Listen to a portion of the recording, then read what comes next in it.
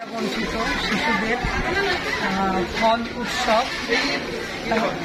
উৎসব এখানে সভাপতিত্ব করেছেন আজকে রেফারেন্স ক্লাবের প্রতিষ্ঠাতা পারভেজ শিকদার।